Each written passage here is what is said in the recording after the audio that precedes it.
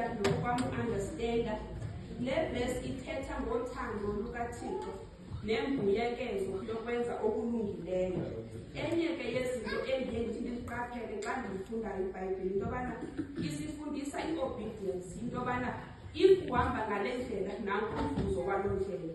So ngamaxesha onke ke siyasikomba ingase singenza okulungileyo kwenzela nathi uThixo asibuyekeze ngokulungileyo.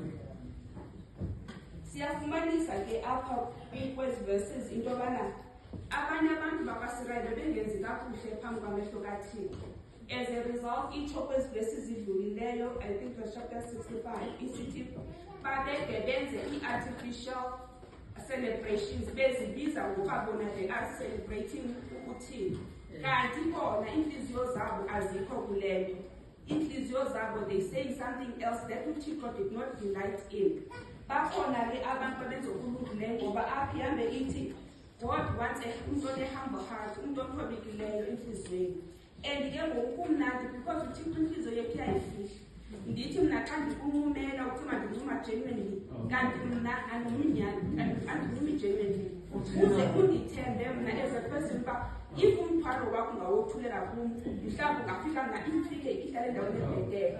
Ulibali uba uthuthuza naye ngenye imini uyawuze athi xa into zimbi amise ngawe ebantwini. So zezinto ke ngokuThixo angazifuniyo sibone ngamanye amaxesha uba asiyi phambili ebomini kanti thina siyenza izinto ezomkhubekisa kakhulu uThixo. So ngala mazwi zonke siyakhumbula ibali kaMamwana eBhayibhelini. uMamwana wahlala kakhulu engafumani bantwana, wathi usister wife wakhe wabafumana abantwana. But asiva apha eBhayibhelini baMamwana wahamba ehlala ezithomini zakhe ebika imbilini yakhe. Asiva uMamwana wahamba ehlala komakhelwane ebika intlungu yakhe. Kodwa uMamwana wenza into enqaba wahlala kuThixo ngoba kaloku uyayazi yena uba umqalo nomgqibelelisi kwazo zonke izinto nguThixo wethu semazulwini.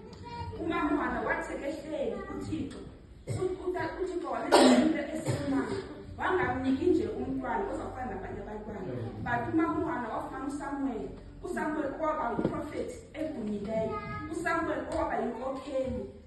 Into ezoyitsho mna namhlanje uba imithwalo yethu ayifani, into ezikhala ngazo azifani, nokwenzeka kwezinto zethu akufani.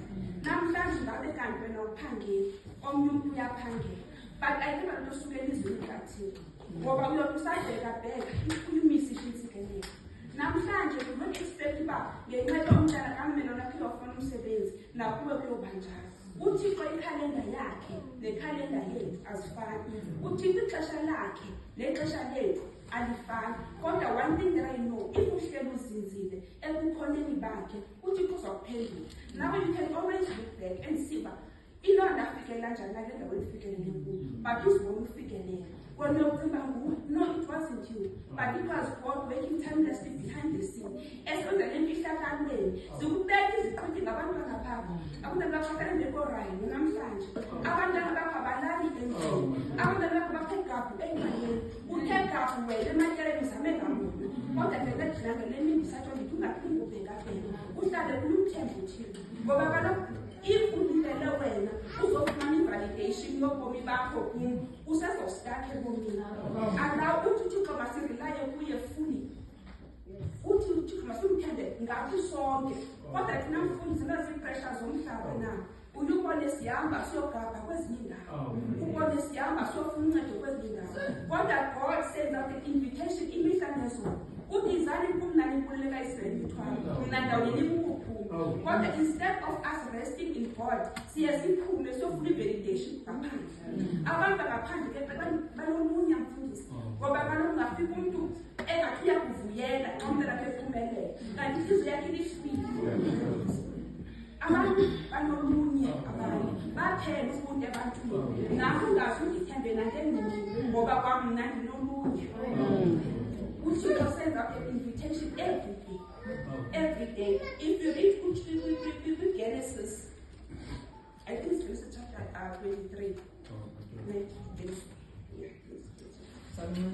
But in Genesis chapter 28, verse 5, uthi uyabona ndinawe, uyakugcina naphi apho uya khona, ndikubuyisele kulo mhlaba ngokuba andikukushiya, ndide ndikwenze oko ndikuthethileyo. Masingamncami uThixo kodwa akasincami. Amaxesha amaninzi sihambela kude naye, kodwa mhlawumbe ehamba nathi. Masisicenge, simcenge naye, ngoku ke bengaphakathi.